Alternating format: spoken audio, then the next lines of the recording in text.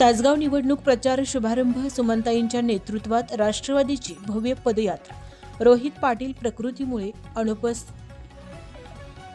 नगर परिषद निवडणुकीच्या प्रचार शुभारंभा दिवशी राष्ट्रवादी काँग्रेस शरदचंद्र पवार गटाने भव्य पदयात्रेने दमदार शक्ती प्रदर्शन केले।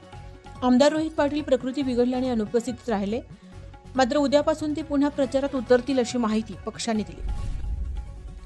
आमदार अनुपस्थित असतानाही प्रचाराची संपूर्ण धुरा माजी आमदार सुमनताई आर पाटील यांनी समर्थपणे सांभाळली।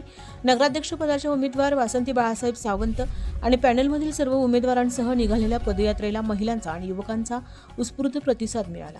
सुमनताई म्हणाल्या, तासगाव परिवर्तनासाठी सज्ज आहे। तुतारीच्या उमेदवारांना जनतेचा मोठा पाठिंबा मिळत आहे।